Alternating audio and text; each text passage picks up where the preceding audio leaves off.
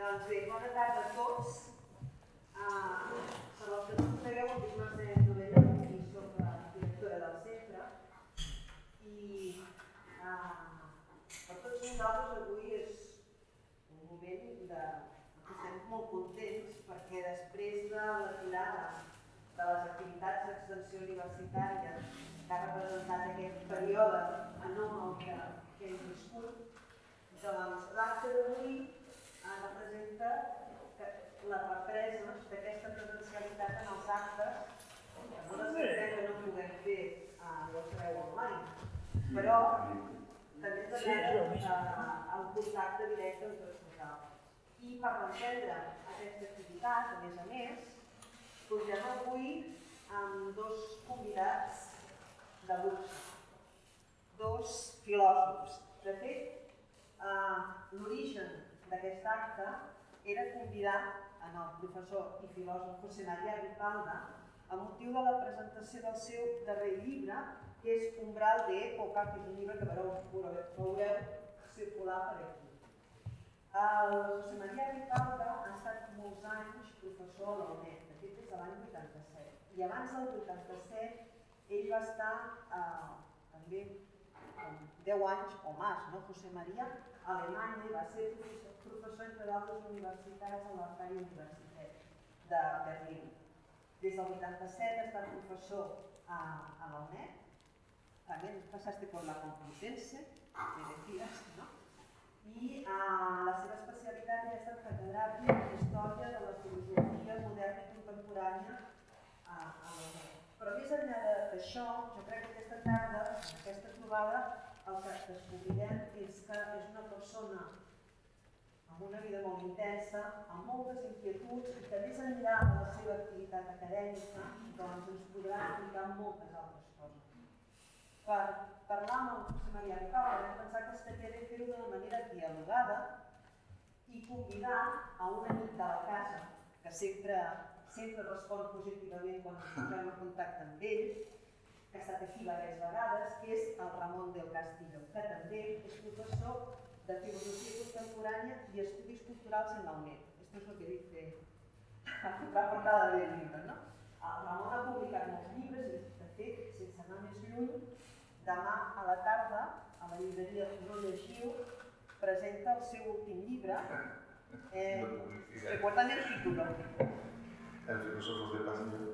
Filòsofos de Pasillo, és a dir, que tingui ganes de continuar escoltant els filòsofs, el llibre el presenta Manel Delgado. Doncs bé, la idea que tenim aquesta tarda és, ja ho he dit, el motiu de la publicació de l'últim llibre del José María Ripalda, que ell ens deia, ens explicava ahir, que és un llibre que se li va imposar, perquè ell està escrivint un altre llibre. I de cop i volta, una part dels personatges que apareixen a Umbral de Època van prendre prou quantitat com perquè ell sentís la necessitat d'escriure aquest llibre que avui presentem. Per tant, sense més, ja us deixo temps. Muchas gracias. Bueno, pues muchas gracias por haber venido a todas, a todos y bueno, me toca abrir así un poco el diálogo y estoy muy contento al centro porque la iniciativa de hacer esto fue del centro. De hecho, esto se está anunciando por la UNED también como una actividad de la facultad que ha ayudado a que yo venga, pero ha sido el centro el que tuvo la idea de arrancar otra vez con los actos, invitando a Ripi a que presentara su libro, así que lo hago por el centro.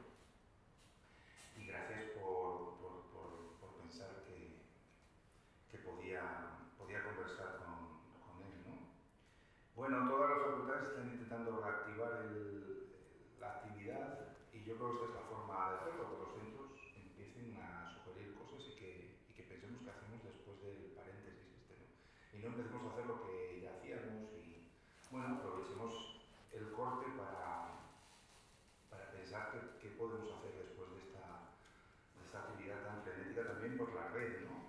Por las conexiones y todo eso, ¿no? Así que bueno, de verdad que le agradezco mucho al centro que empiece con la filosofía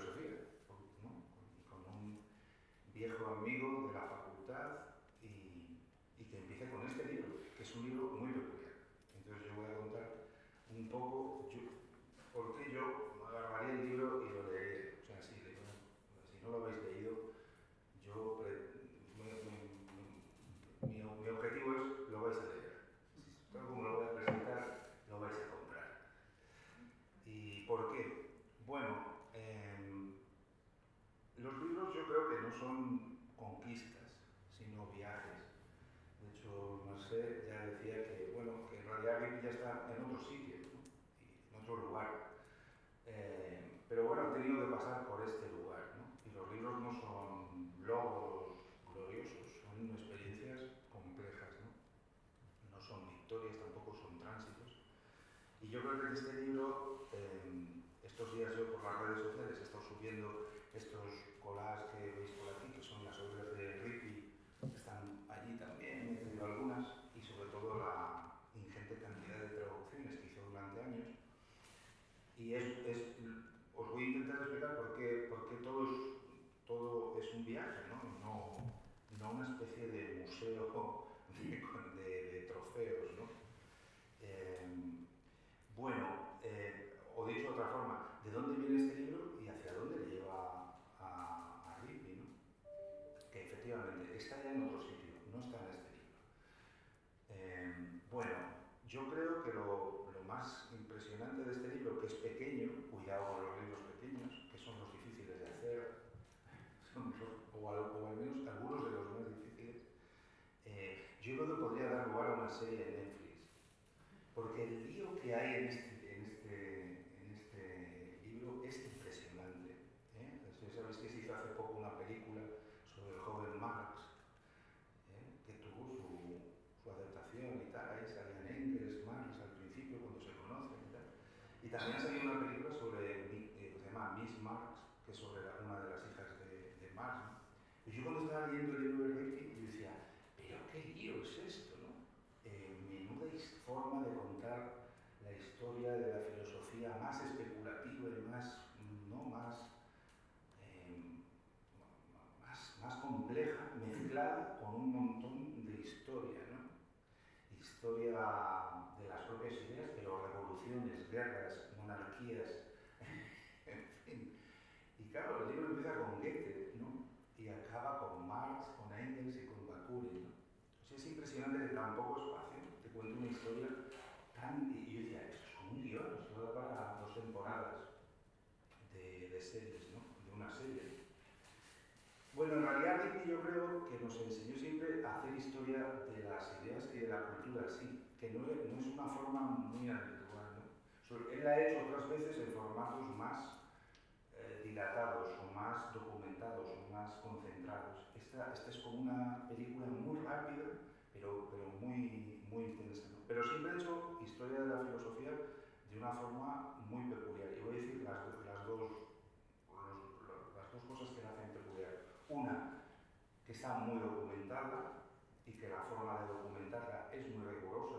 Cuando yo llegué a la UNED hace 25 años, Ripley volvía de Estados Unidos, pero yo ya sabía que era un historiador estricto, riguroso, de archivo, que exigía rigor investigando, ¿no? Que exigía que hiciéramos historia documentándonos, sumergiéndonos o perdiéndonos en los archivos y tal, ¿no? Que distinguía muy bien y nos hacía distinguir que era una edición crítica y que era una aparente edición crítica, y que le encantaba perderse en los textos, ¿no? La cuestión del lenguaje era muy importante para él, cómo meterte en la historia de filosofía es meterte en laberintos lingüísticos, en laberintos terminológicos, en laberintos conceptuales, ¿no? Pero ese era uno de los rasgos, era muy exigente, para bien, y por supuesto había más gente en España que practicaba ese rigor historiográfico, pero Ripley lo mezclaba con el otro rasgo que yo creo que hacía muy peculiar su historia, y es que volvía a la historia de filosofía, evitaba que la historia de filosofía se convirtiera en una cosa museográfica, ¿no?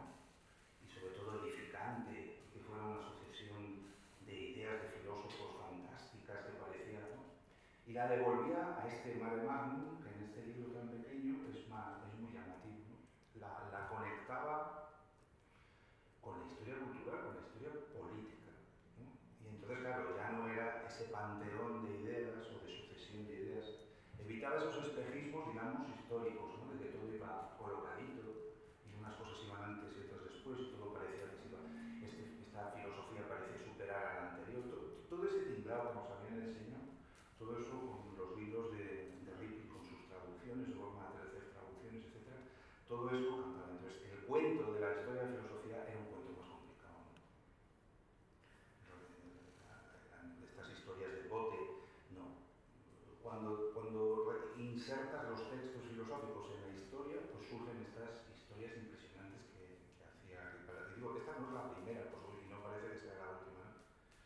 Y sobre todo no, no son historias moralizantes o edificantes, son muy complejas. Otra cosa que llamaba la atención, yo creo, cuando empecé a leer más libros históricos de Ripi, es que yo pensé que la filosofía no había pintado mucho en la historia. Pero claro, es que la filosofía significó muchas cosas diferentes en momentos diferentes. Y entonces sí, también había una historia como de las élites o de las minorías intelectuales y de sus relaciones con el poder, ¿no? O sea, a mí me llamaba muchísimo la atención, porque eso tampoco me lo habían contado ¿no? Cuando yo estudiaba, ¿no? Entonces, pero sí, claro, ¿cómo es posible que gente que escribía cosas tan espesas, tan especulativas, tan complejas, estuviera, ¿no? Intentando asesorar a monarcas o a nobles? Si leéis este libro ya veréis que empieza así. Empieza con esa relación compleja. Empieza con Goethe, pero empieza con esa relación compleja de los intelectuales intentando ser serviles, sirvientes del poder, ¿no? Es todo un juego muy interesante al principio del libro sobre qué es servir, ¿no? De un intelectual como servidor o como sirviente. Ahí está el tinglado, ¿no? Como veis, voy desordenado, pero esto es solo el principio. Como dice Reykjavík, conduzco deprisa, pero brusco. O sea que, ya sé que voy desordenado, pero va a ir a más la presentación. Bueno, el tema del libro es, Ripi ya ha dedicado más veces sus libros a cambios de época, ¿no? Y también parece fácil explicar eso, ¿no? Un giro, un cambio, pero ojo, es complejísimo. ¿Qué es exactamente un cambio y por dónde le metes mano, ¿no? ¿Por dónde lo explicas, ¿no? Y este libro, claro, examina un cambio que él ya había examinado de otras formas, por ejemplo, El fin del clasicismo, que fue el primer libro que yo leí cuando llegué a la UNED. Yo creo que era el que acababa de publicar. De Ángeles lo publicó al volver de Estados Unidos, pues yo creo que El fin del clasicismo, justo cuando llego a la UNED, él está acaba de imprimir El fin del clasicismo. Y entonces, claro, este libro es como un cambio de sensibilidad, ¿no? Bueno, palabra sensibilidad, subjetividad, sensibilidad. ¿Por qué? Porque lo va mezclando con muchas otras cosas, ¿no? Con tránsitos ahí de la Ilustración al romanticismo y del romanticismo a la sociedad industrial, por decirlo de algún modo, muy esquemático y muy brusco, muy esquemático, ¿no? Pero bueno, más o menos. Pero lo va examinando a través de pequeños detalles, ¿no? Como estas relaciones de los intelectuales entre sí, cómo se leen unos a otros, que es un lío enorme, ¿no? Eso daría para 3 capítulos de la serie, como unos tratan de pisarse a los otros. Luego los que crees que no se admiraban, sí se admiran, pero intentan, ¿no? Adelantarse. Otros que creías que se llevaban bien, en el fondo están enfadados. Esto es fantástico. Es una movida impresionante lo que pasaba con estos intelectuales, con estos filósofos, ¿no? Por supuesto con Hegel, con Schopenhauer, con Slade, con Schelling. Pero bueno, yo sugeriría que, pues, si leéis este libro, hicierais como los libros con muchos nombres y muchos lugares, por comprarais un mapa político, no, un mapa de Europa y fuerais pintando las ciudades que van saliendo, ¿no? Mucha gente dice que hay que dibujar los libros, ¿no? Ripi dibujó un mapa de los Alpes en los escritos de Juventud de Hegel para explicarlo cómo Hegel viajó por ahí por los Alpes, y él mismo, ya me enteré hace poco, ¿verdad? Que te lo pregunté, dijo, oye, ¿y este mapa de los Alpes quién lo hizo? Lo hizo él para explicar las excursiones que se hacía Hegel por los Alpes, ¿no? Bueno, pues yo este libro, yo he necesitado hacerme un mapa para decir, ¿en cuántos sitios está este libro? Pues de repente está en la Europa continental, pero hay muchísima cultura de las islas, ¿no? De Inglaterra y tal, que se mezcla. Luego, ¿qué Europa? ¿No? Entonces yo pintaría esos lugares, porque yo, aunque creo que es un libro de historia, es un libro muy espacial. Yo ya sé que ahora estoy un poco trastornado por el espacio, pero la geografía es muy importante en este libro. Lo ha sido para Ripi otras veces, pero este libro es obvio, es una geografía de las ideas también. Hay que dibujar mapas. Eso es una preciosidad, ver en qué ciudades están teniendo lugar la acción, ¿no? ¿Y qué ciudades? ¿Y qué diferentes las ciudades? Una cosa que me ha llamado la atención del libro es cómo va poniendo cómo eran las ciudades, por ejemplo, Berlín y Manchester. enterando poco a poco por esta geografía política de Rippey que Berlín es una ciudad pequeña y que Manchester pegó un cambio enorme, una planificación enorme, ¿no? Que es donde acaba el libro y no es un spoiler, ¿no? No os estoy diciendo el final del libro, pero acaba por Manchester, ¿no? Con Engels y tal. Entonces, a mí esto me ha encantado, ¿no? Los lugares, la topografía del pensamiento, que tampoco nos lo enseñaban, ¿no? Y que tampoco es sencilla. Por eso, compraros un mapita y vais pintando ahí, y este va para acá, y un filósofo se cambia de ciudad y el otro, ¿no? Le dan otra cátedra aquí y tal. Esto es buenísimo. Yo si fuera de gente de cine, vamos, hago una movida impresionante, vamos, nada. Y sobre todo los espacios. De hecho, la propia trayectoria de Rippey, yo lo he pensado también, es que ese mismo mapa nos podía servir para, como decía Mercedes, oye, ¿dónde estuviste? Pues podíamos pinchar también los lugares por donde era esta en Europa y además de hablar de su trayectoria, hablar de su geografía, ¿no? Y ver también las ciudades, bueno, y las montañas por las que Rippey ha estado, ¿no? Danzando, ¿no?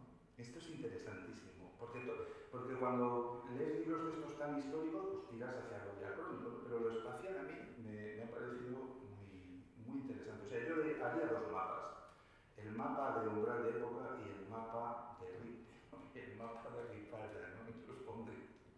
A ver de qué ciudades, a qué ciudades fue Ripalda también. Bueno, ya veréis, o sea, más desordenado no puede hacerse, ¿no? Pero bueno, el libro se presta también a esta forma curiosa Entonces, bueno, la idea de esta tarde era no explicar el libro, porque no se puede explicar, como decías, ¿no? Es mejor que lo descubráis vosotras. Pero a mí sí me ha parecido que sí podía preguntarle a Rippey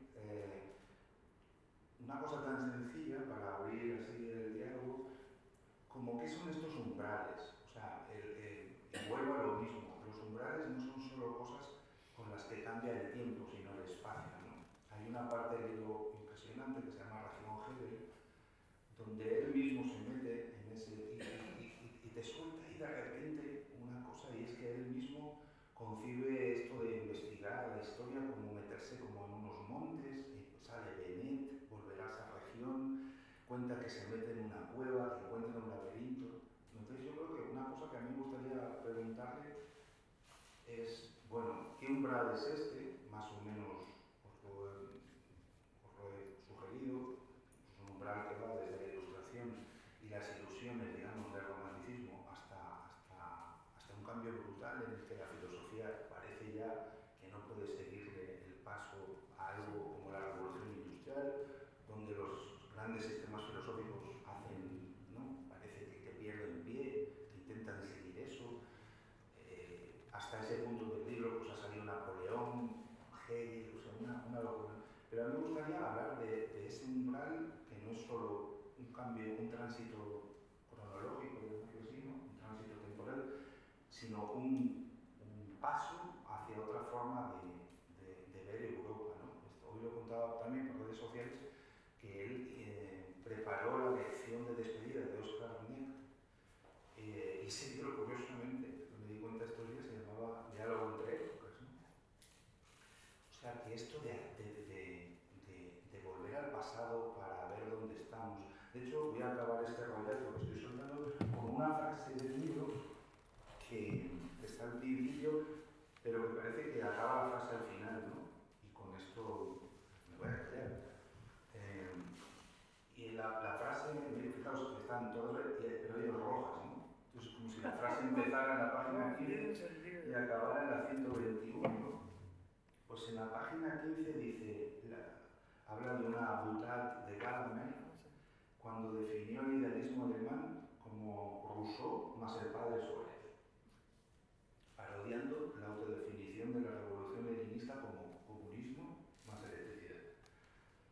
Y ahora añade, el idealismo especulativo dota a la nueva subjetividad de una forma teórica poderosa y convincente, mientras de algún modo perviva la escolástica y algún presentimiento de lo divino. Dice, pero se trata de un momento fundacional, que a continuación irá sufriendo torsiones monstruosas hasta casi nuestros días.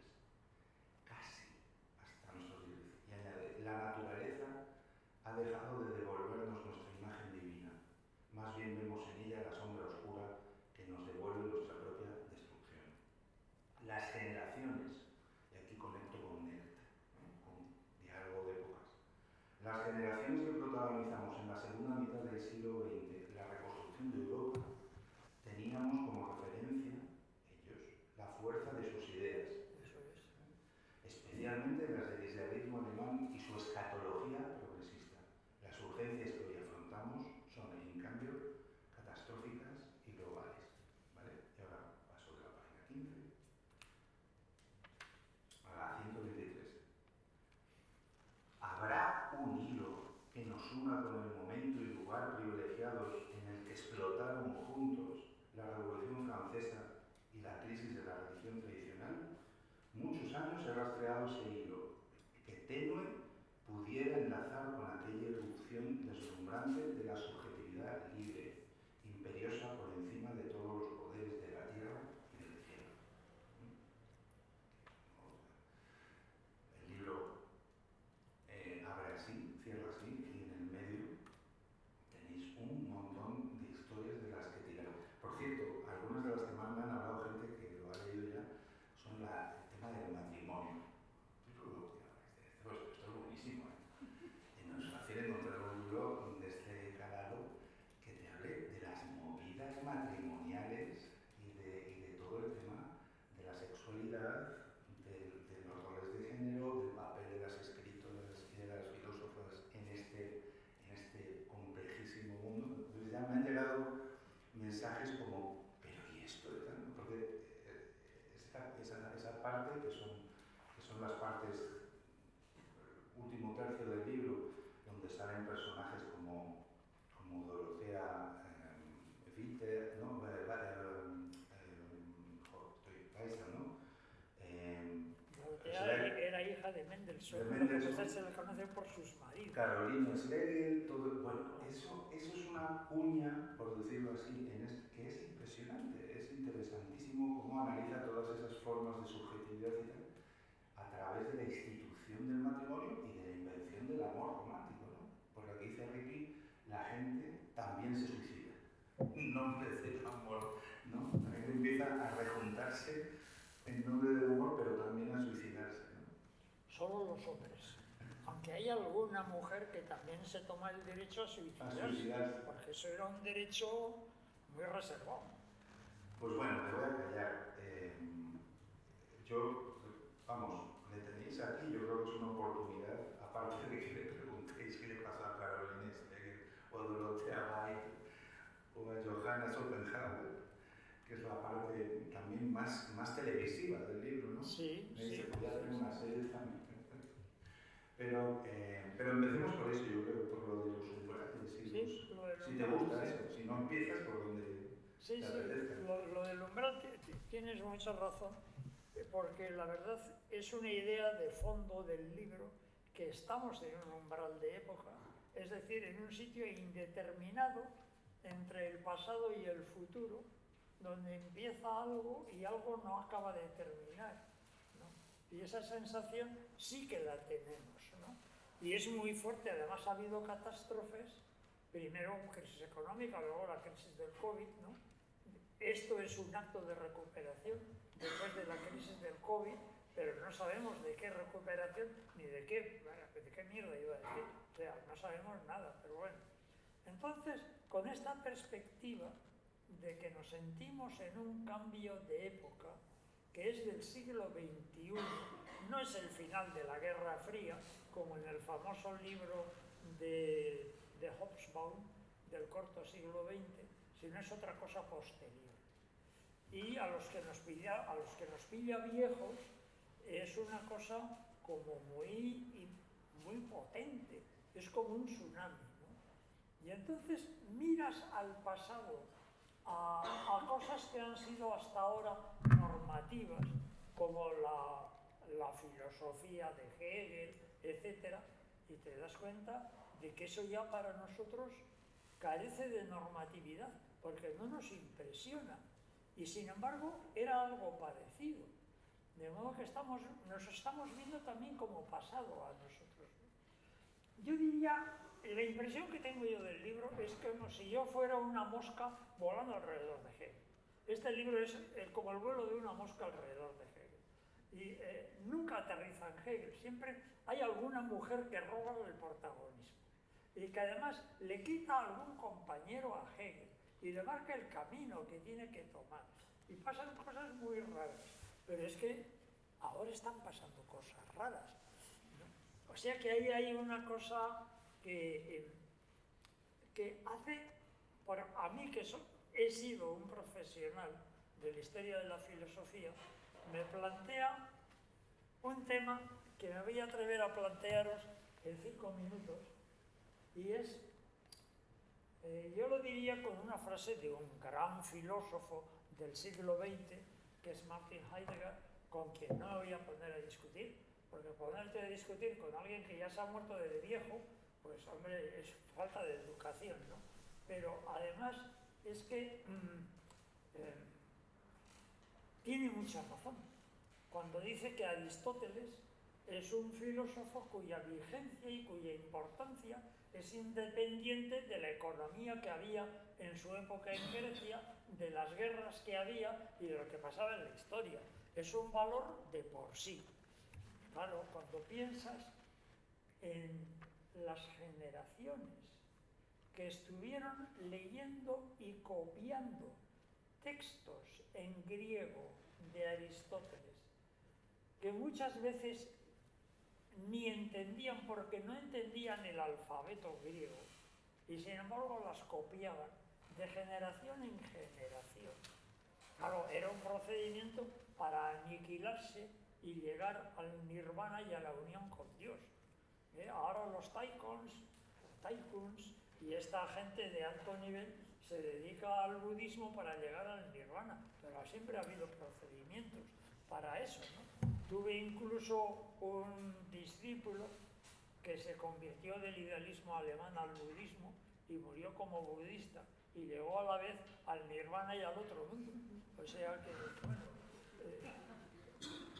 pero que esto haya estado pasando durante siglos y que vinieran los árabes a Palermo y a Toledo y se trajeran a Aristóteles consigo, que se siguiera copiando y que además ni siquiera eran textos de Aristóteles, que está ya perdido, son textos de la escuela de Aristóteles, que han ido recogiendo gente primero de su boca y luego se han ido reescribiendo infinitamente.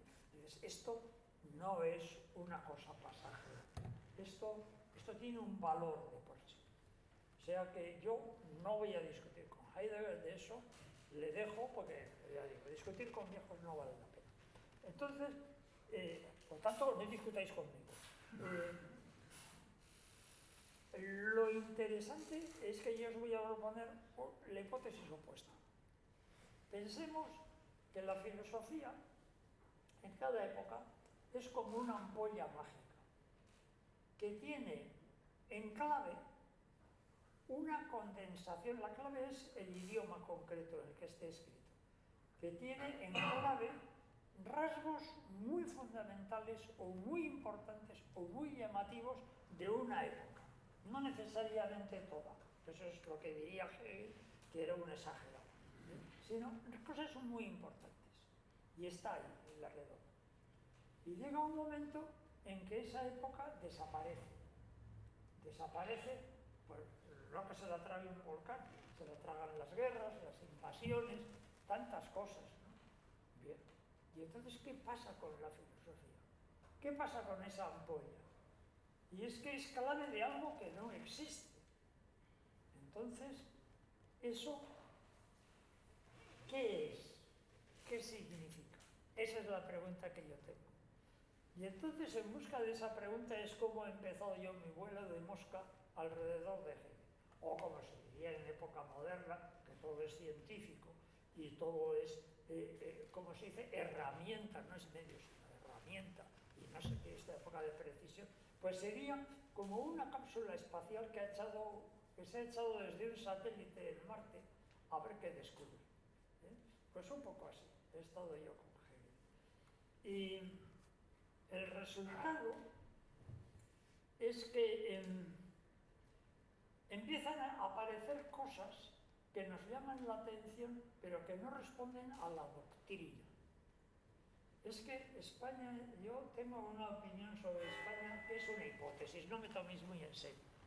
Pero es que en España el nacionalcatolicismo, que es imperial y viene de largo, por eso la mención al padre Suárez es obligada, la doctrina es fundamental.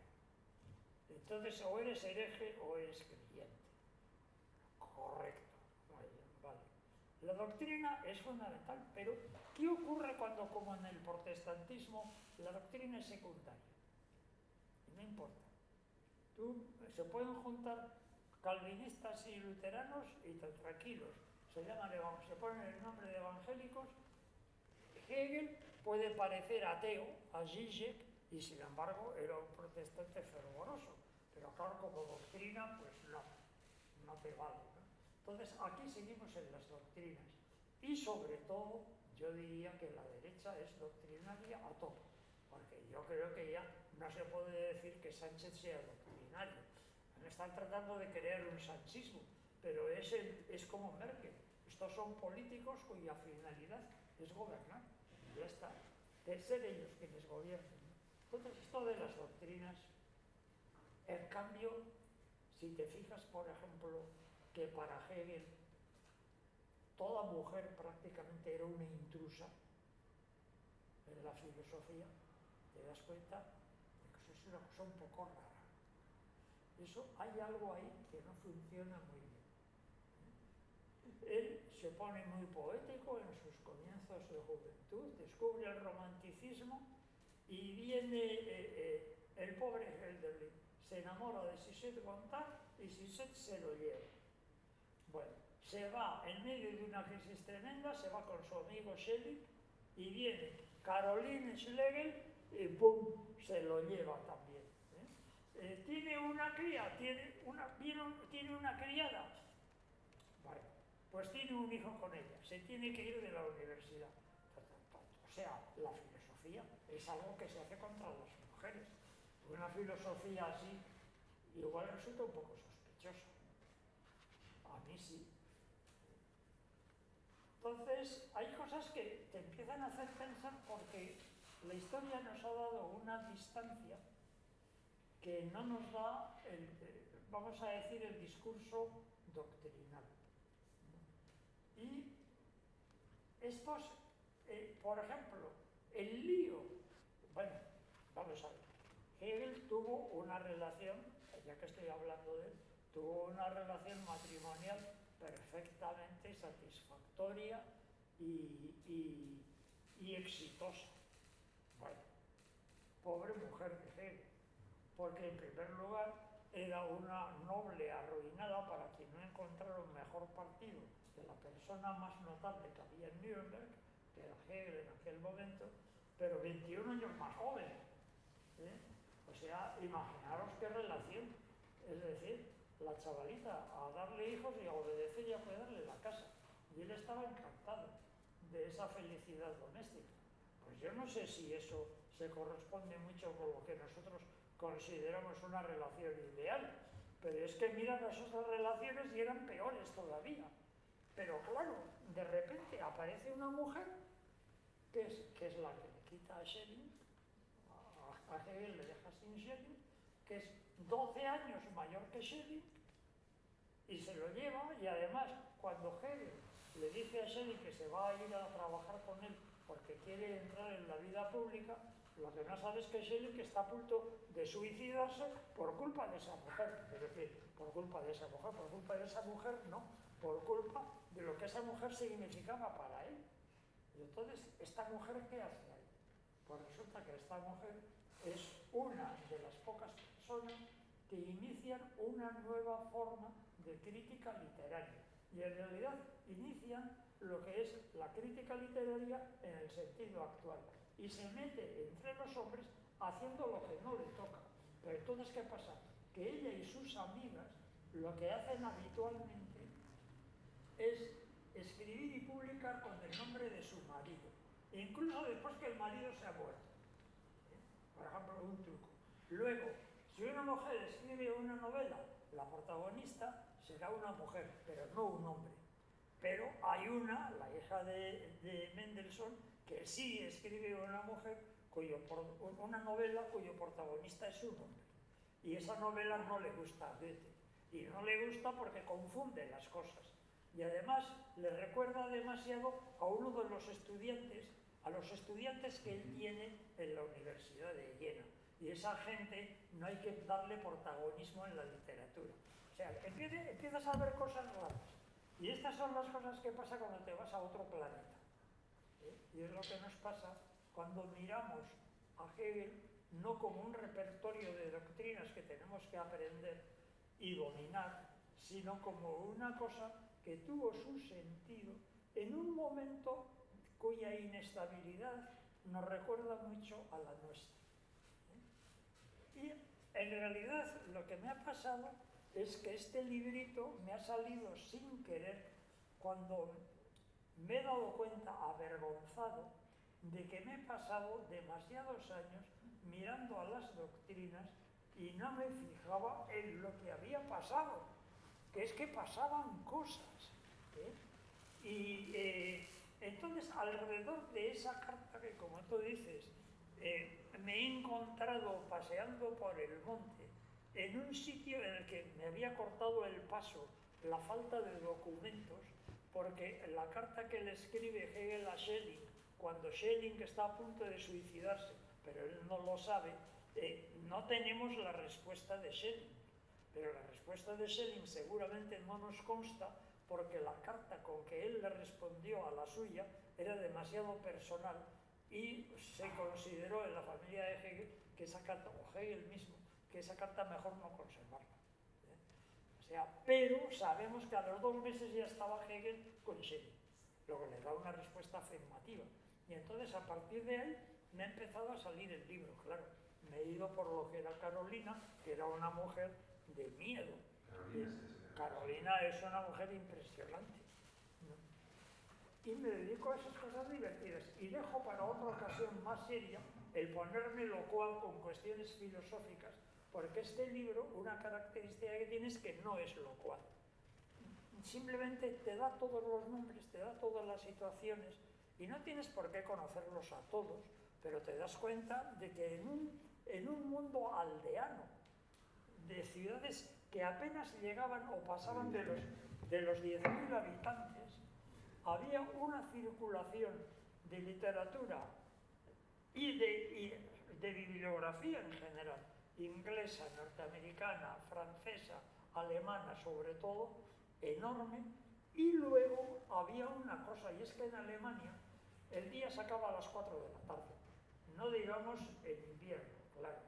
Entonces, ¿qué haces a partir de las 4 de la tarde si no tienes televisión? Pues, ¿qué vas a hacer? Pues hacer música, leer, charlar. No puedes viajar porque no hay infraestructura hotelera. ¿Dónde duermes? En casas de amistades. La nobleza era muy itinerante porque además tenía, como decía Rousseau, un château et ça me suffit. Yo me conformo con un palacio, decía Rousseau, era muy modesto, porque los nobles tenían muchos, iban de palacio en palacio y en cada palacio tenían relaciones distintas. Y entonces viajaban despacio y pero viajaban con conocidos y no hacían más que hablar entre ellos. Había una comunicación tremenda. Yo es que me desespero con el WhatsApp. Si es que esto no es comunicación. Yo me he negado a participar en el WhatsApp de familia, que además está sonando constantemente el teléfono. Pero estos tenían una comunicación muy intensa. Y además era otra cosa. Y es que las relaciones, y esto se nota mucho todavía en la retórica de la derecha española, las conversaciones y el trato estaba muy personalizado, todo estaba personalizado. La política estaba personalizada, todo. Era un cotilleo constante, un control recíproco de la gente, como no lo hay, yo creo, ni en un pueblo ni en una aldea actual. Entonces, los follones, por ejemplo, Carolina se tiene que ir con Shelby, se tiene que ir de lleno, porque ya no podía soportar la animosidad de la gente. Claro, porque era una mujer que ya había tenido 5 apellidos. Pero claro, ya sabéis que en Alemania todavía sigue eso. Lo que pasa es que ya no es tan universal. Y es que la mujer cuando se casa coge el apellido del marido. Claro, entonces era un mundo muy, yo diría, muy intenso y muy venenoso. El cotilleo era increíble. Eso a nosotros nos resulta realmente, no sé estas cosas. Entonces luego empiezas a ver la filosofía de una forma distinta, ¿no? Te das cuenta de que eso ocupaba otra función de la que puedo tener ahora, ¿no? Por ejemplo, el ser, desde luego, en el ámbito católico, desde luego que en Alemania los católicos son el 50% de la población, más o menos.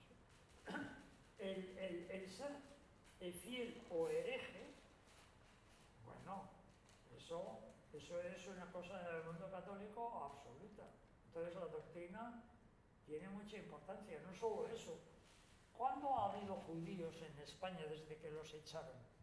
Hasta que se quitó la Inquisición, no pudieron volver los judíos. No podían volver, era peligro directo de muerte. Y yo sospecho que la familia, por parte, una parte, la familia de mi madre, eran judíos vueltos a España a finales del siglo XIX. Lo tengo sin investigar, pero volvieron a la parte francesa para servir a la nobleza que venía a San Sebastián de turismo en verano, ¿no? Entonces, es que ni se podía vivir en España cuando estabas englobado por otra doctrina. Entonces la filosofía ahí tenía otro papel, otro lugar, la doctrina. Y vosotros, la verdad es que cada vez hay menos doctrina en nuestra vida, porque lo que hay es lemas abstractos, pero no doctrina.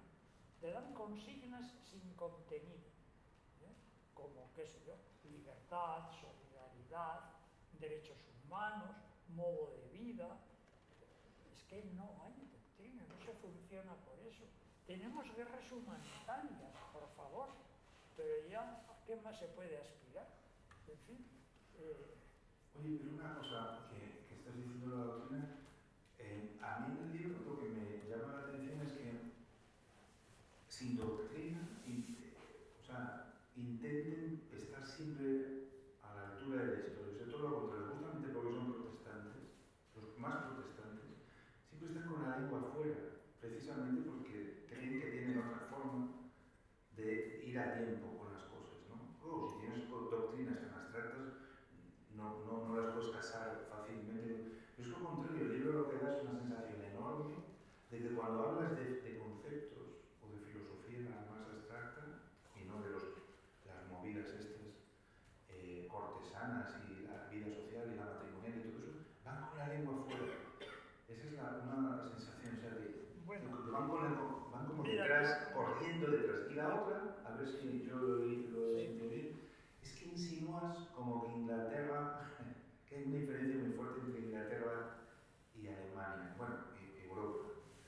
Y lo vas soltando poco a poco. Por ejemplo, Shakespeare va apareciendo en el libro puntualmente y muy llamativamente por el inciso este que haces sobre Jane Austen.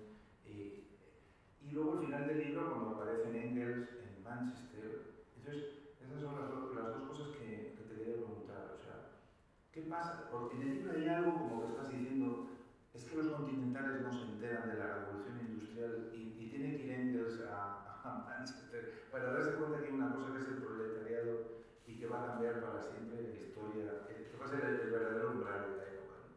Bueno, eso ya es siglo XIX, ¿no? Sí, Sí, pero acaba el libro por aquí. pero, claro, ahí hay varias cosas que hay que notar. Y es que en la zona del Bajo Rin había industria en Alemania desde finales del siglo XVII, cuando Wuppertal no se llamaba Wuppertal, sino todos los pueblos tenían su nombre, ¿no? Que es además de donde proviene Engels, desde luego, que además es puritano, claramente. Pero el problema que tienen los protestantes, yo he visto, porque claro, yo he sido, primero he sido doctor en teología, luego he estudiado filosofía y luego al final, muy desengañado, me he ido a la sociología y al final me he desengañado totalmente de la sociología también.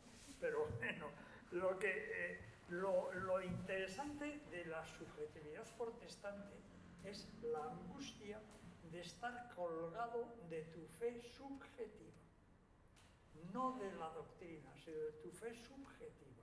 Eso es una carga que además, y esto me ha asombrado, pero me he enterado por Goethe, leyendo su vida, también se da con esa moral escrupulosa católica que también la tiene el protestante, pero no dependiendo del confesor o de lo que dice la Iglesia, sino de lo que te dice tu propia conciencia. Y vivir así es durísimo.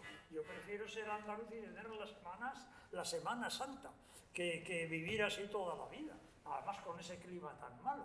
O sea que no. Realmente el protestante vive mal. Y eso es un inconveniente que tiene esa religión de la sinceridad absoluta consigo mismo ante Dios, ¿no? Es una brutalidad. Hombre, poner las cosas un poquito más fáciles para la gente. Bueno, es que es a mí lo que me sugiere directamente. Pero yo creo que tú me estabas hablando No es cierto, en una dirección un poco distinta. el fondo religioso de Engels, cuando lo cuentas muy bien. Sí, todo el pasado religioso y todo el tema del sí, es bienismo. tremendo, sí. No, yo lo que decía es eso, que como que Inglaterra siempre está allí, como que da la sensación de que está pasando algo que incluso si Alemania está atravesando una revolución industrial, no es lo mismo. Y que ahí hay un desfase, y también culturalmente. Sí. Insinúas que las escritoras de las islas están muy espabiladas, que aunque surgen estos círculos de mujeres alemanas, las británicas, hay otra cultura, otra forma de sensibilidad ahí. Pero eso me impresiona. No, eso es un matiz importante, porque, vamos a ver, las escritoras, dices, fíjate, por ejemplo, la literatura inglesa le suministra al continente el modelo epistolar, que también es Rousseau, el modelo epistolar literario, es decir, formas literarias más libres, porque hay que decir que la cultura alemana era una cultura rígida y pobre, porque el idioma alemán ni siquiera estaba considerado como un idioma literario. Era de mala educación escribirse cartas privadas en alemán. Había que escribirse en francés. O sea que, claro, en esas condiciones es lo que ha pasado con el desarrollo de la cultura vasca, totalmente aplastada, porque el euskera como idioma no estaba reconocido y era perseguido de hecho. Y algo de eso sabéis en Cataluña, la verdad es que a Cataluña ¿quién le aplasta? Claro, ese es el tema, es demasiado grande, ¿no? Pero a nosotros, claro, y eso les pasaba a los alemanes.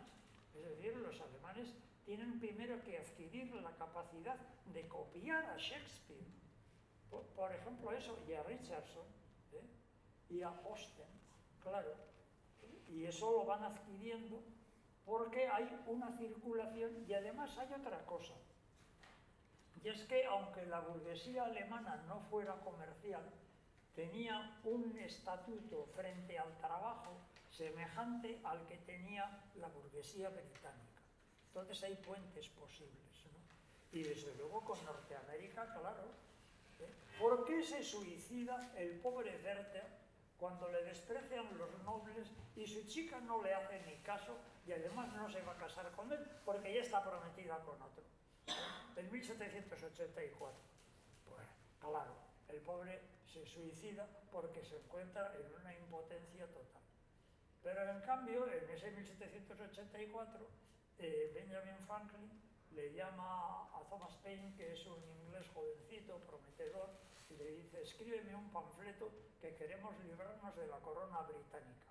Y escribe el panfleto ese famosísimo, que además leen todas las amigas de Hegel y lo traducen, que es el Common Sense, que yo no sé cómo traducirlo, porque hay una traducción española muy vieja, que es muy rara, que yo no recuerdo cuál es, pero que no me gusta.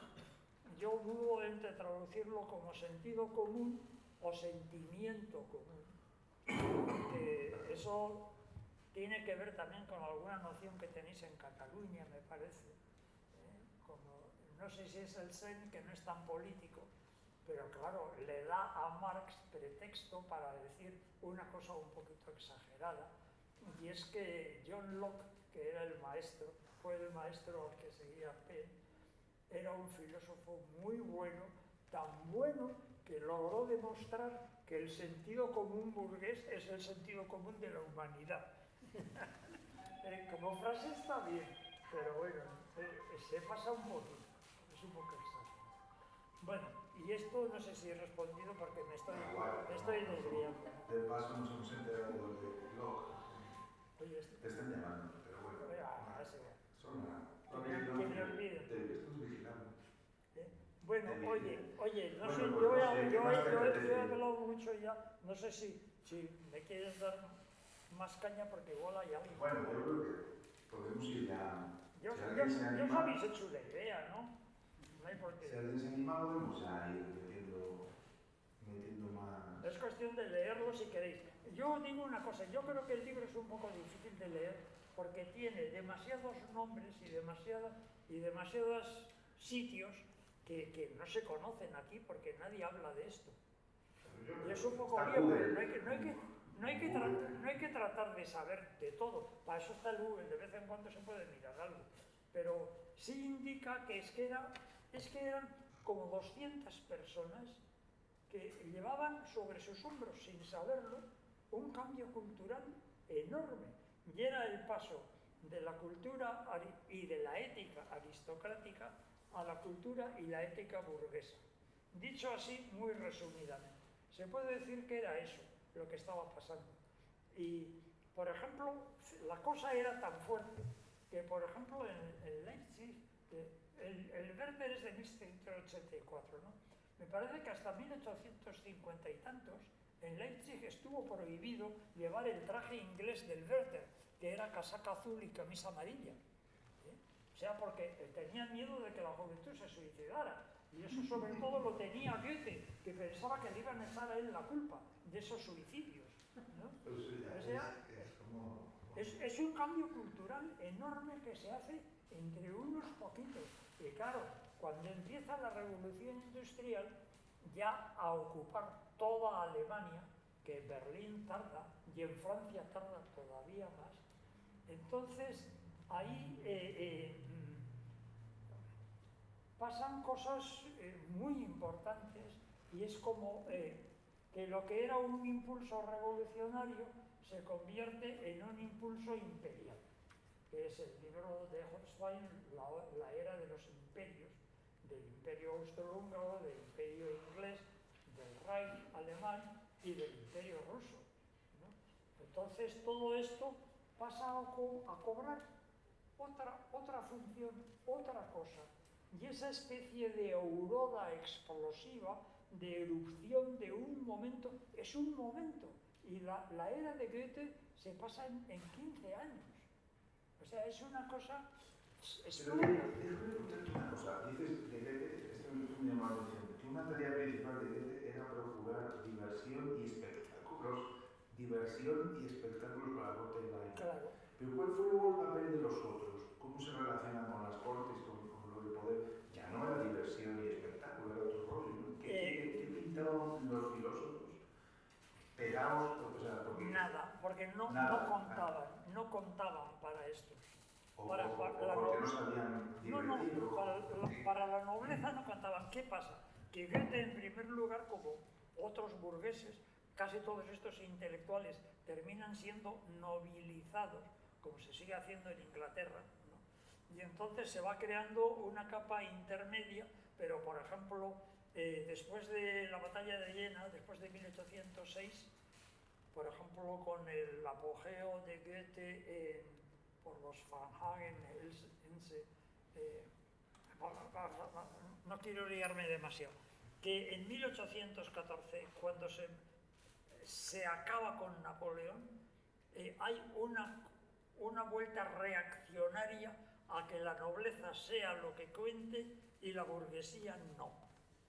Y en realidad, solo después de 1848, cuando la burguesía se queda aterrada ante el aumento del proletariado y se pega al rey y al ejército, que son sus enemigos, para que les protejan de los proletarios, solo entonces cambia toda la situación. O sea, no tienen ya nada que ver con todo esto. Pero en la época misma de Goethe, los burgueses estaban totalmente excluidos de esos círculos de la nobleza. Y a Napoleón no le gusta que en el Werther se mezcle la política con el romanticismo, porque considera que el suicidio de Werther es una cosa romántica, pero vincular eso con el desprecio que él sentía que le dirigía la nobleza, que eso que no viene a cuento. Pero claro, es que él es el único de su promoción militar que apoyó la revolución. Y él era menos todavía que un burgués, él era un corso. Y era por tanto una persona que hablaba francés con acento, pequeñajo, muy despreciable. Lo que pasa es que era un general de artillería muy bueno y prestó unos servicios estupendos en el momento oportuno. Sí. Es un libro, por cierto, perdón, que me hizo ver películas. De hecho, vi Napoleón de Albert Gans, Sí. después de leer el libro. Por cierto, sale Kierkegaard al final del libro también muy gracioso, como para decir que toda esta historia del amor también era un rollo. Sale más gente de la que estás hablando, sale más gente al final, de repente. Sí. Sale Kierkegaard y mete un golpe fuerte Sí, al final. Perdón por la interrupción. Hay que pasar el micrófono a quien pida la palabra. Pero yo creo que se me puede oír bien. Rubí, porque has dicho que el suicidio era un derecho reservado a los hombres. Sí, era un derecho soberano. Lo sigue siendo un derecho soberano, y de ahí la resistencia a reconocer que el suicidio sea legítimo en nuestra sociedad. Y por tanto, para una mujer más. Es decir, de hecho, yo solo conozco un caso famoso, luego hay otro. Pero claro, cuando una mujer se suicida con un hombre, se suicidan los dos juntos, como es el caso de Kleist, pues entonces vale. Pero cuando una mujer se suicida sola, eso es arrogarse un derecho que solo se les concedía de facto a los hombres. Y eso lo hace Caroline von Winterrode, me parece, que llevaba siempre un puñal consigo y se le enseñaba a sus amigas un puñal afilado y les decía que sabía dónde tenía que clavárselo. Y un día se fue al río, a unos juncos, y se atravesó con el puñal ese por debajo, así en el corazón, ¿no? Y se mató directamente sin decir nada. Y Goethe le escribe una carta a Wilhelm von Humboldt, indignado, yo creo que en el fondo temiendo que le acusen a él de ser el instigador del suicidio juvenil, porque esta era una mujer joven y brillante, poeta, y decide como poeta inmolarse, porque es una forma suprema de poesía. Y claro, y yo no conozco más casos, seguramente hay alguna otra mujer, pero claro, una mujer siempre puede tener una razón para suicidarse, ya lo sabéis muy bien, y esto los hombres lo vemos con mucha simpatía. Y es que, por ejemplo, ahora te voy a decir, en Lessing, por ejemplo, el Emilia Galotti, es el padre el que la mata a la chica, porque ve que va a ser imposible que se respete su honra, porque es demasiado poderoso el Appius Claudius, que es el individuo modelo de la antigüedad que está pretendiendo a la joven, y como ve que va a perder la virginidad por la fuerza de este hombre, que además luego la va a abandonar, que el padre decide matarla, claro, y se toma la justicia por su mano, el padre. Pero claro, que una mujer, por salvar su dignidad, se inmole, eso es una cosa muy bien vista, como tú sabes. Santa María Goretti, o cómo se llama, esa católica de la época de Pío XII y tal, ¿no? O sea que ese suicidio está muy bien visto por la Iglesia Católica. Bueno, pero es verdad, lo que tú dices, eso no se ha tematizado, pero a mí me ha salido.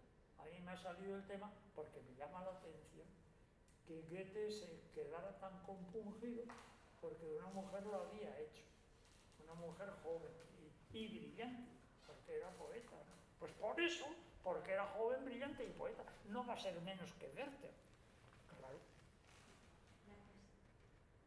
Y luego todo esto del círculo, cuando las mujeres empiezan a considerarse ya escritoras y Sí. opinadoras, dices, incluso se perfila un cierto ideal de androginia que el propio Goethe no es ajeno, ¿no? Sí. ¿Esto qué es? ¿Novalis o...? Novalis, desde luego, Desde luego. Por eso pusiste la foto, con esos morritos, sí. Y la melena está súper rubia, actual, que no sé, pues se ve, en color se ve mucho mejor, claro, en el libro no está en color.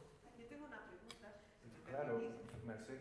pero aviso que no tiene que ver tan directamente con el libro, pero sí con una afirmación que oí en una grabación, ¿no? En el que alguien te preguntaba por el futuro del marxismo en el siglo XXI, que no es esa mi pregunta, sino la previa, sino la previa que tú hacías, que tú decías, yo me considero un hombre de la década de los 70 y de los 80.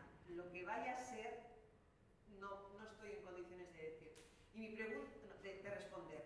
Mi pregunta es, ¿qué quiere decir cuando tú te defines o consideras que eres sobre todo un hombre de la década de los 70 y de los 80?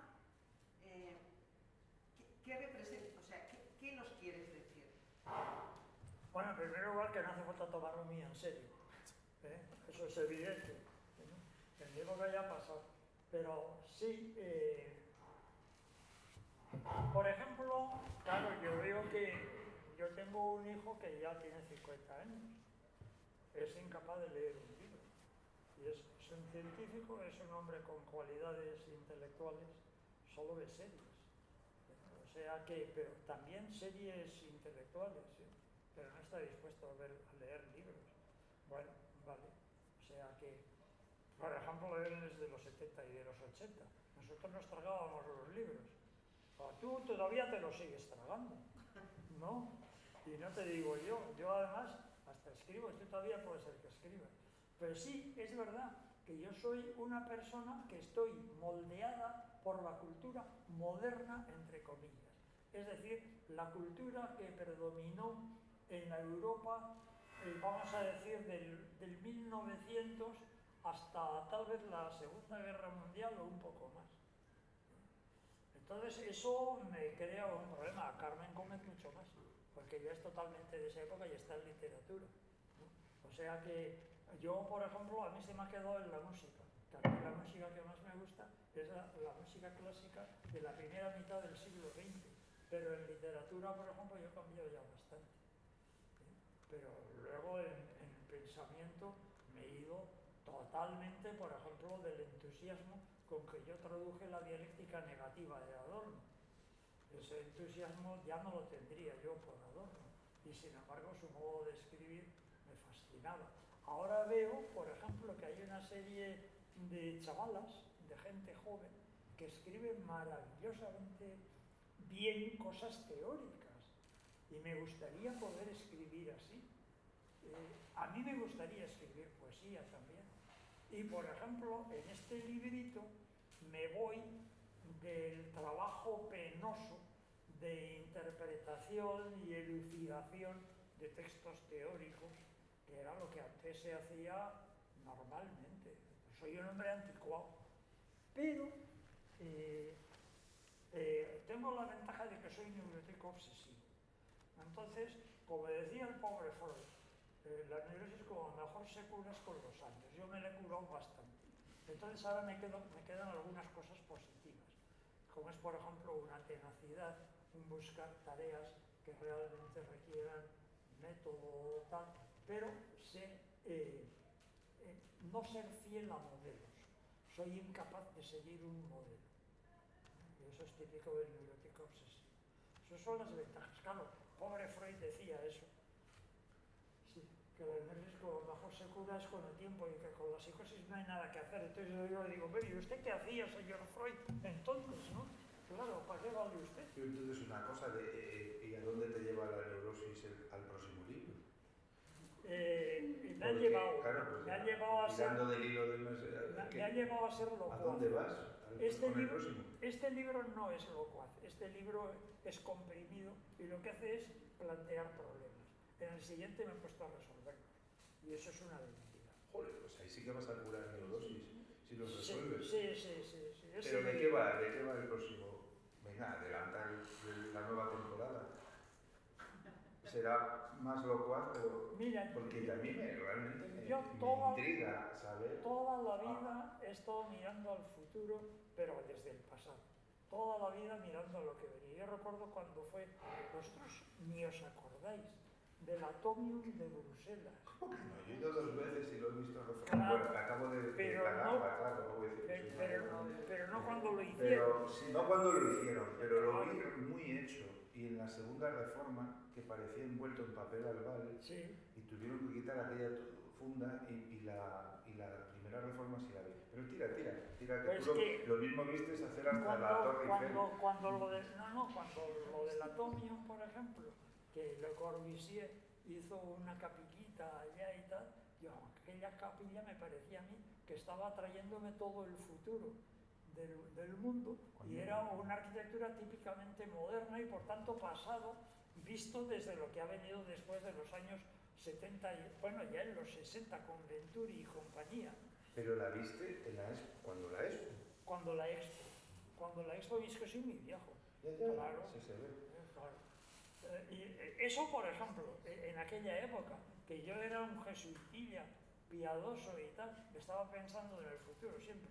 Teilhard me fascinaba por lo del punto omega y siempre he tenido esas manías. Pues me da por ahí, oye, cada uno tiene sus locuras, ¿no? Pero claro, yo sé perfectamente, y tú lo has dado en el clavo, yo no puedo ser modelo de nadie, sino una persona tan retro como yo está tratando de pensar el futuro como trabajando el pasado para poder sentirme contemporáneo de él estando en este momento. Ese truco, que es un truco muy complejo, es la clave de algunas ocurrencias que tengo yo en estos libros. Te has dado cuenta inmediatamente de que aquí hay un truco, claro. Pero no largas, ¿no? Dices que no. ¿Que no? Que no estás largando. ¿Qué? El otro libro, el que viene. Vuelves el Atomium. Pues lo que te digo es que en este libro no he sido locuaz y en el otro, con estas mismas ideas, he sido locuaz. Porque eso me parece un defecto. ¿Para qué hablar si es inútil? Porque nadie te va a escuchar ni hace falta. Porque a mí ya me pueden perfectamente descalificar como ya material de desecho. Entonces no sé si vale la pena. Yo no entiendo muy bien que el libro no es locuaz. Yo lo que creo es que está acelerado, pero no que no sea locuaz. Digo Este. Es rápido, pero no quiere decir. Es rápido, pero no se mete en No digo que esté hecho rápido. Tiene vuelo de mosca. A mucha velocidad. Tiene vuelo de mosca. Vuelo de mosca. Todo el rato alrededor del punto de capitón que es Hegel, pero ya me di cuenta yo que no puedo, tengo que depurar mucho eso para que pueda ser contemporáneo mío. Que es la verdadera labor del historiador. Es maltratar de tal modo los datos históricos que no sea posible una proyección identificadora con el pasado, que es lo que mata el pasado. Es decir, crear una holografía sobre un pantano de miasmas pensando que es una figura eximia en una naturaleza virgen. Y esto es lo que tenemos constantemente en las referencias al pasado. Entonces, una solución es decir, no hago nada del pasado y entonces te va a comer porque te empuja por la espalda. Pero si consigues objetivarlo de tal modo que se pueda convertir legítimamente en contemporáneo tuyo, pero no como una proyección tuya, entonces haces historia. Esa es mi tesis Bueno, yo fundamental. tengo otra pregunta, ya, venga, la voy a sacar. Que yo creo que tiene que ver con la de Marxismo también, pero está como formulada de otra forma más pedante. Pero es que lo dicen así. Y es, a ver, muchos marxistas europeos han dicho que el problema del marxismo es que han vuelto a Hegel los marxistas. Y de hecho, los marxistas británicos son los que han reprochado a Zizek y a Jameson, ¿no? Que a todo esto arruinó mi vida al presentarme a Jameson, ¿no? Cuando él volvía de Estados Unidos y me cambió, joder, menudo umbral, eso sí que fue un umbral. Pero es que claro, se fue a Estados Unidos cuando pocos marxistas hacían, bueno, cuando ningún marxista, tú te fuiste a Estados Unidos cuando ningún marxista pensaba que se le había perdido nada, ¿no? Y de ahí sale de Ángeles, ¿no? Entonces mi pregunta de Mercedes, no, tú eres de los 80, sino, tú te fuiste a Estados Unidos, Sí. Y eso no lo decía ni Dios, Sí. ¿vale? Y ahora dicen que por influencia de Jameson y de los que se ha hegelianizado demasiado el asunto. Eso es un reproche continuo de los marxistas británicos, que la gente se ha vuelto más hegeliana que marxiana. ¿Eso qué quiere decir? Bueno, A ver, explícamelo. hay en el marxismo una línea que a mí no me gusta nada, pero no es solo a mí, porque es la acusación de metafísica, es una acusación banal, vamos a decir, pero tiene algo de verdad. Es decir, pues es un reproche continuo, pero que Zizek, Jameson, todos que se han ido a Hegel. Y cuando Jameson no sabe qué hacer con Hegel, te llama a ti por teléfono. No. Bueno, no, o sea, no, digámoslo así, cuando tiene dudas. O sea, no, pero Jameson me parece a mí que tiene una cosa que no es volver a Hegel, sino es que es una cosa muy positiva. Porque es que lo que pasa es que hay otros procedimientos, además del mío, de historiador, de tratar con Hegel productivamente. Y Jameson lo que ha aprendido de Hegel es que si la sociología como ciencia fracasó, es porque nunca se planteó el tema del sujeto científico de la sociología, sino que lo dio por supuesto, y lo dio por supuesto kantianamente.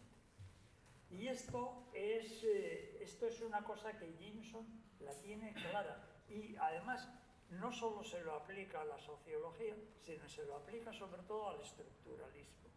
El estructuralismo nunca se ha planteado el tema del antropólogo, porque eso es fundamental en teoría, que haya el mismo sujeto de la investigación sepa que él es el objeto imposible de su investigación. Y eso en Jameson funciona, eso me parece muy bien. Ahora... Pero Ripalda, no Jameson. Pero ahora voy a ti. Yo creo que Porque Jameson... a mí me enseñaron lo contrario, tú tienes que pasar por Hegel y lánzate a Marx. Y ahora los tiempos han cambiado y dicen, no vayas hacia allá. Yo creo, mira, por ejemplo, Manuel Sacristán, por ejemplo, su interpretación de Lukács es una ontologización del marxismo. Eso es un defecto, un fallo de Sacristán, bueno, vale, una limitación, digamos, ¿no? Es que aquí hay otro problema de fondo, y es que Marx no suministra teoría, porque Marx no acabó su teoría. Marx era un revolucionario. Y hay un artículo de Sacristán, también, que está muy bien, que dice que construir un Marx socialdemócrata es falsearlo, porque Marx nunca llegó a tener una teoría de la transición. Eso es así. Él tenía una visión ceñida al primer tomo del Capital, que los trabajadores tuvieran ellos el control de su trabajo productivo. Y nada más, si no da para tanto. Es decir, tratar de hacer una teoría de Marx que no llegó a hacerla porque era un revolucionario, ya está, y un revolucionario fracasado además, porque luego el Partido Comunista lo que hizo fue, al aprobar los créditos de guerra para la guerra del 14, autoliquidarse porque quería la revolución a través del Estado. Esto, o sea, Marx no se puede recurrir a él como una fuente teórica, sino como una animación, como un estímulo, una actitud, un intento. Eso es lo fundamental de Marx, en mi opinión de marxista, que no lo soy teóricamente. ¿Y entonces qué pasa? Entonces el espectro de Hegel siempre está ahí y... El espectro de Hegel no, el espectro de que no te puedes quedar en Kant. La rebelión contra Kant, la rebelión es que Kant es a donde ha retrocedido la burguesía desde Schopenhauer hasta nuestros días. Y Heidegger sigue metido en eso, y Husserl y todos siguen metidos ahí. Y entonces lo que no están dispuestos es a plantearse la cuestión del sujeto teórico, que es una cuestión práctica, porque el sujeto no es estático. Estos son, vamos a decir, mis tesis fuertes, que están en el fondo de todo lo que escribo. Pero eso en España es impresentable. En España tienes que presentar doctrinas. Bueno, Habermas también es una rehabilitación del kantismo. ¿Cómo? Que Habermas fue una rehabilitación del kantismo. Sí, en realidad sí, y le dieron el premio Hegel al que menos lo merecía. No, claro, pero era más kantismo que otra cosa. Sí. Bueno, vamos a abrir ya